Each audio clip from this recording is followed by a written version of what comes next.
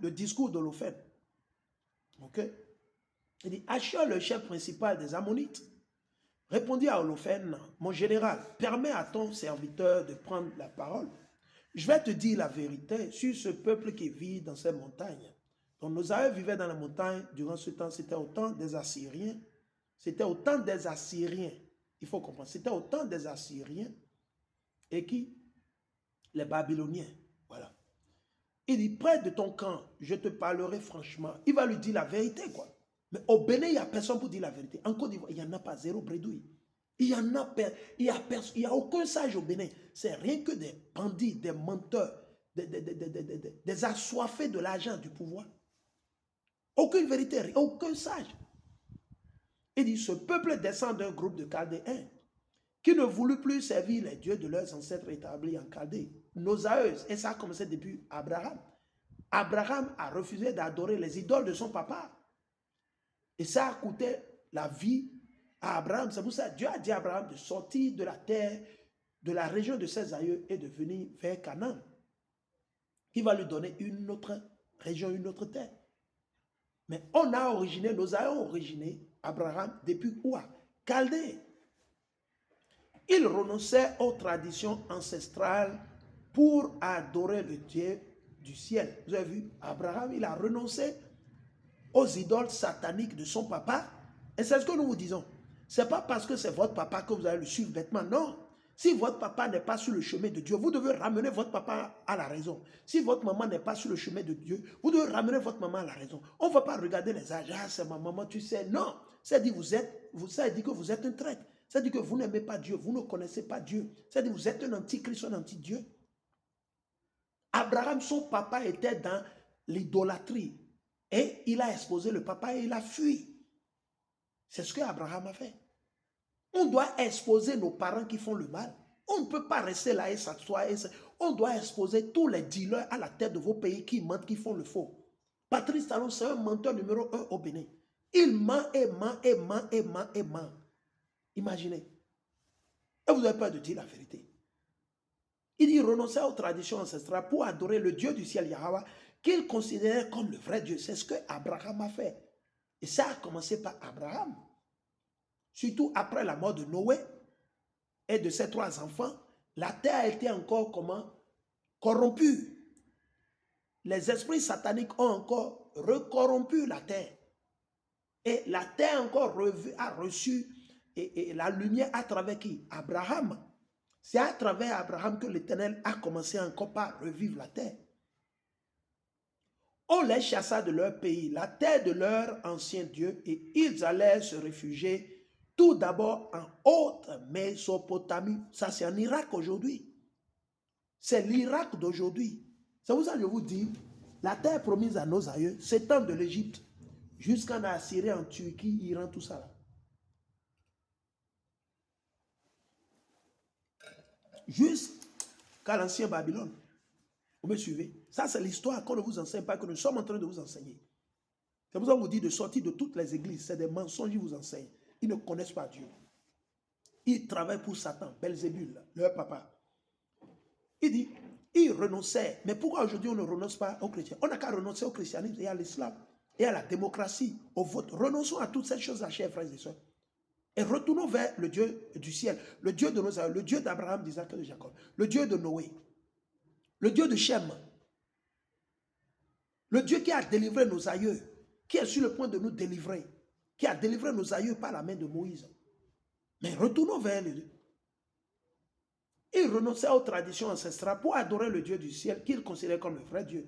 On les chassa de leur pays, la terre de leur ancien Dieu, et ils allaient se réfugier tout d'abord en Haute-Mésopotamie, où ils séjournaient longtemps. Ensuite, leur Dieu leur ordonna de quitter cette région, vous avez vu, et d'aller au pays de Canaan. Donc on était des pèlerins, on vivait de région en région. Ils s'y établirent, amassaient beaucoup d'or et d'argent et devinrent propriétaires de grands troupeaux. Ils étaient dans l'élevage. Aujourd'hui, vous ne voulez plus faire l'élevage. Tout le monde veut, mais Bidiamblo à Kowe, tout le monde veut faire à Kowe maintenant. Plus tard, une famine s'étendit sur tout le pays de Canaan Ils durent alors passer en Égypte où ils trouvaient de quoi subsister. Il devint là-bas un si grand peuple. Il fait recours, il connaît l'histoire. Dieu l'a inspiré. Dieu lui a donné de l'inspiration. Vous voyez, non? Ils durent alors passer en Égypte où ils trouvaient de quoi subsister. Il devint là-bas un si grand peuple qu'on ne pouvait plus les compter. On s'est multiplié. Malgré leur plan machiavélique, ces Égyptiens, l'Éternel nous a multipliés comme le plan machiavélique des colons. Mais le roi d'Égypte se tourna contre eux et les exploita. Et vous pouvez aller le lire dans Exode. Ok? Allez lire Exode, le chapitre 1, le verset 10 à 14. Exode 1, 10 à 14. Allez le lire. Et les exploita en leur imposant la pénible fabrication des briques. Donc, nos aïeux étaient des briquetiers et des maçons. C'est pour ça qu'on vous dit, au Bénin, c'est les meilleurs maçons. Et c'était Judas. Judas fait partie des meilleurs maçons. Les Lévites n'étaient pas maçons. Eux, ils étaient des prêtres dans le temps. Les meilleurs maçons, c'est les Judas. Ils sont au Bénin. Les meilleurs maçons sont au Bénin. Les meilleurs menuisiers, les meilleurs forgerons, ils sont au Bénin. Ce n'étaient pas les Lévites. Les prêtres, ils étaient les prêtres. Ceux qui pratiquaient, qui travaillaient, c'était les autres tribus. Donc, collez-moi la paix. Arrêtez vos mensonges et vos déceptions. Il dit, les briquetiers, les meilleurs briquetiers sont au Bénin. Allez, on va les chercher. Qui travaillent partout. On les humilia, on les traita comme des esclaves. Donc, on était des esclaves. Donc ici, il connaît bien l'histoire. Il sait que c'est effectivement ça, c'est le peuple de Dieu. Il suppliait leur Dieu qui frappa l'Égypte entière de fléaux pour lesquels il n'y avait pas de remède. Donc le jour où l'Éternel va frapper Patrice Talon, il n'y aura pas de remède. Le jour où l'Éternel va frapper Alassane Ouattara, il n'y aura pas de remède. Alléluia, amen, alléluia, amen, alléluia, c'est là. Le jour où l'Éternel va frapper Tinubu, il n'y aura pas de remède. Il n'y aura pas de médicaments. On peut les amener en France. Ils ne vont pas trouver médicaments pour eux. Le jour où l'Éternel va frapper Romia Wada et les Patrice Talon, il n'y aura pas de médicaments. Mais s'ils se répandent et qu'ils font le bien et qu'ils restaurent tout ce qu'ils ont volé à la population, qu'ils ramènent toutes les institutions étatiques, ils retournent tout encore dans le patrimoine de l'État pour le peuple, l'Éternel, il va les pardonner. Mais dans le cas échéant, ils suppliaient leur Dieu qui frappa l'Égypte entière de fléaux pour lesquels il n'y avait pas de remède, pas de médicaments. Alors les Égyptiens les expulsèrent. Exode, le chapitre quoi? 12 et 13. Exode 12, 13. Ok? Ça c'est Exode 12, 13. Ok? Et vous pouvez lire même Exode le chapitre 7 jusqu'à Exode le chapitre 12, si vous ne le savez pas. Lisez Exode le chapitre 7 jusqu'à Exode le chapitre 12. Ok? Dieu mit la mer rouge à sec. Hein? C'est écrit dans toujours Exode le chapitre 14, le verset 21 à 22.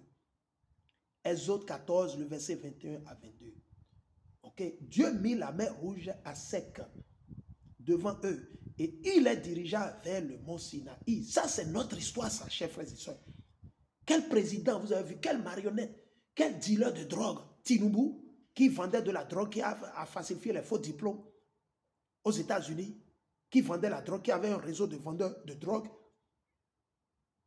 qui coulait entre le Nigeria et Illinois, Chicago, les Caraïbes, tout ça. Patrice Talon, le vendeur de drogue, de stupéfiants depuis le temps de Kérékou, à travers ce soi-disant les intrants qui amenaient les intrants, c'était un business de drogue. Depuis tout ce temps, qui parmi vous avez vu? Il vous enseigne cette histoire, mais nous on vous le fait gratuitement, on ne prend pas l'argent.